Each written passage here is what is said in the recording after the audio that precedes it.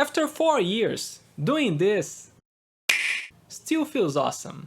The hybrid concept is not a gimmick or a novelty that eventually loses its appeal. It's useful functionality that actually improves your experience with the console. We had similar concepts in the past like remote play on PS Vita, or even the Wii U had something close to it, but the flexibility offered by the Switch is unbeatable. Simply taking the console out of the dock and you are able to immediately continue playing in portable mode wherever you want, without any kinds of connection requirements. You can easily play gigantic experiences like Zelda Breath of the Wild or The Witcher 3 on the way to work or while waiting for an appointment, and then continue to play from the same spot arriving home. Now, the benefits go beyond that. I live in Brazil, guys. I won't risk taking my very expensive console outside. Sadly, the streets are dangerous here. But even inside my house, it's so nice to have the flexibility of using it wherever I want. Playing on my bed before sleep or simply taking it to another place in the house, it's a sense of freedom. You are not stuck to the TV anymore. The Switch is one of those rare products that the ads are not lying. The console is actually exactly like showing those videos.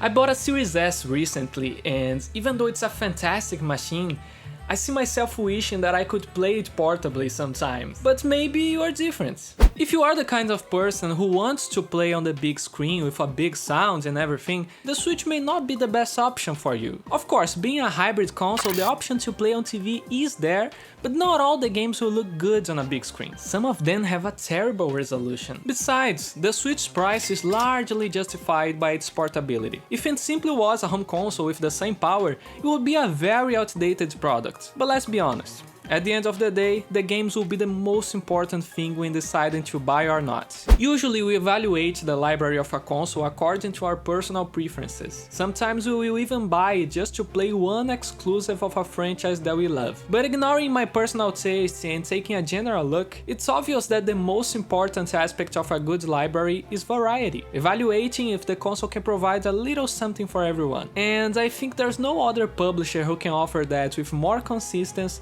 than Nintendo. When you take a look at all the games that Nintendo publishes in a year, it's impressive. Let's take a look at 2019. We start with a 2D platformer, Yoshi's Crafted World. Then we have Super Mario Maker, a creation tool for 2D platformers, Fire Emblem Three Houses, a tactic JRPG, Astral Chain, a hack and slash made by Platinum, Link's Awakening, a remake of a 2D Zelda, Ring Fit Adventure, a crazy JRPG where you play doing exercises, Luigi's Mansion 3, a game with puzzle and exploration, and finally, a classic JRPG in Pokémon Sword and Shield. Nintendo published all those games in 1 year, and even though the quality can vary from year to year, they are usually trying to keep the same rhythm, to a point that you can actually survive with a Switch only playing Nintendo games. And hey, Nintendo isn't alone here. Some third-party developers are frequently providing quality exclusives for the Switch. Square, for example, gave us Octopath Traveler and Bravely Default 2, both great JRPGs. And Capcom also provided the usual Monster Hunter exclusive for a Nintendo console. And of course, there's a good amount of multi-platforms coming to the Switch.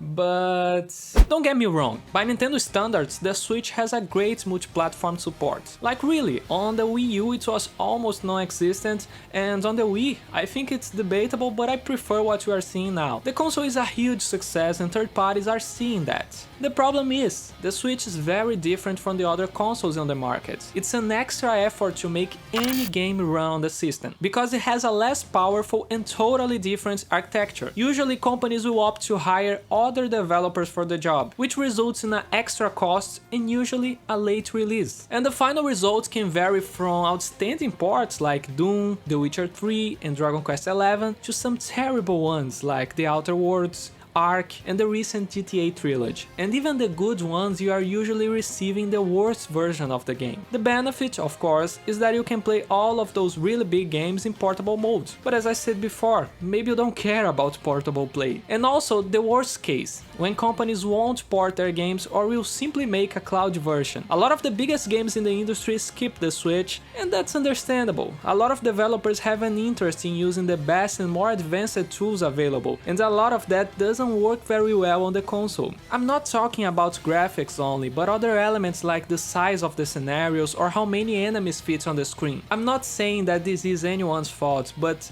I would not advise buying a Switch if you play a lot of third-party games. You can do the same as I a Switch and a Series S, the best couple. Now, I want to share something about my experience with the console in general. I'm playing video game more because of the Switch. The console is simple, flexible, and easy to use. It's a system that takes you to a game in 2 or 3 clicks because the whole UI of the system is focusing on the games and nothing more. You never actually turn off your system, you only put it on sleep mode, in the same way as a cell phone. So it's really fast to turn on the console and start playing. Not only that, but you can actually use the sleep mode in the middle of a game and then come back at the exact point you stopped. It's never too much of a problem to start playing something on the Switch. I always remember the Wii U that had loadings for loadings in the system. It was always an unreasonable amount of work to start playing something. Everything was slow and the gamepad battery was always low. The Joy-Cons batteries are ridiculously good, lasting up to 20 hours, and they are always charging when connected. And hey, do you want to play local multiplayer? It's simple, just give a Joy-Con to a friend, and there you go, you don't even need a TV for that. The console has local multiplayer out of the box, which is awesome seeing how expensive video game controllers are nowadays. With 2 pairs of Joy-Cons you can play a lot of games with 4 people.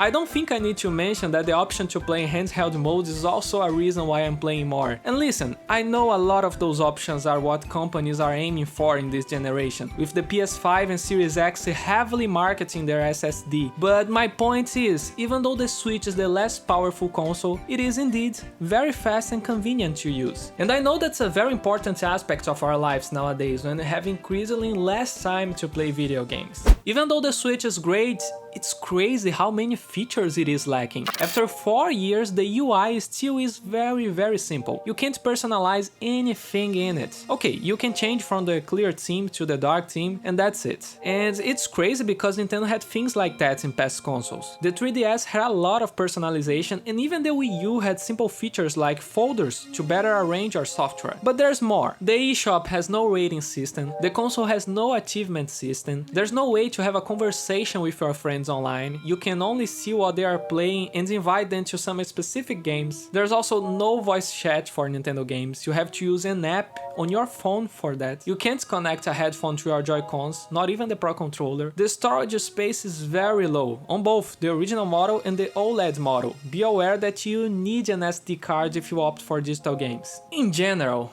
be aware that some obvious features will be missing. We are always expecting big things from Nintendo. It is a company that prides itself in the quality and fun provided by its products. And that's awesome. They are more than 40 years in this market being innovative and fun. This is the company that did that and that. The birth of the incredible Nintendo Entertainment System, the one to play with Rob, the extraordinary video robot, batteries not included. Being a Switch owner, you can expect either a crazy concept like Nintendo Labo or Ring Fit Adventure, or a groundbreaking experience like Breath of the Wild. You never know what will come next, but it's always a surprise to see and to have expectations about it. The Nintendo Directs are a blast, a show full of announcements and surprises for your console. It's hard to not feel attached to the company in a way, seeing charismatic producers like Yoshiaki Koizumi or Shinya Takahashi presenting those videos. I really appreciate the light and fun approach that Nintendo has. Even in financial reports, they always highlight their general objective of putting smiles on people's faces. Their products are usually family friendly, but with a clear passion and dedication behind them. You don't see Nintendo involved in a huge fiasco related to the quality of a product, launching a game full of bugs in an unplayable state. There's a reason why some of their franchises are still successful so many years after their first release. Okay, but Nintendo is far from perfect. More recently in the Switch era, they did a lot of questionable decisions, and usually they affect directly the consumers that own the console. The biggest problem at the moment seems to be the online service that they offer. That's a topic with a lot of nuances, but to sum up, Nintendo is offering the worst online service in the market, and they are asking a bunch for it. If you want the expansion pack, which offers 64 games, Genesis games, and for some reason the Animal Crossing DLC. But it's not only that. Last year we had the situation with Super Mario 3D All-Stars, a collection with 3 of Nintendo's more iconic iconic games that only stayed on sale for less than 6 months. And for some reason they made the same thing with a Fire Emblem game from NES. So if you buy a Switch right now, your only option to access those two games is buying a used physical copy from eBay or something like that. There's also the pricing issue. It's very rare to see Nintendo games not costing full price. Even Donkey Kong Tropical Freeze, which the original price on Wii U was $50, now the same game, okay, not the same game, obviously Funky Kong is here now. Almost the same game is costing $60. Now, of course, people are paying that price and that's why they are doing that, but it feels a little too much sometimes. And how could we forget the whole Joy-Con drift situation? In the console's launch, it was almost guaranteed that your Joy-Con would present the problem where the analog moves on its own. It's a big annoyance during gameplay and I suffered that in my 2 pairs. Thankfully, right now Nintendo will fix your controller for free in case of drift, but the way they handled the whole situation in general was far from perfect. Anyway, if you buy a Switch right now, according to Nintendo, you're buying a console in the middle of its cycle, which means that you still enjoy full support from the company for a couple of years. And seeing the lineup for 2022 is pretty clear that Nintendo still is giving full attention to the console. For next year, expect at least a new Zelda, a new 3D Kirby, a new Bayonetta, and a new Splatoon. And more, because Nintendo has a tendency to announce games close to the launch. Okay, the future may also not look that good to you. If you are waiting for those big games that are coming soon like Elden Ring, you won't find them on Switch. Maybe in the future Nintendo will launch the heavily rumored hardware revision, but for now we have the normal Switch, the Switch Lite, and the OLED model. I hope that this video could help you if you are on the fence about buying a Switch or not. My advice is, if none of those problems are a big issue to you, go forward and buy one. It's definitely one of the best consoles I've ever had. Until next time, bye!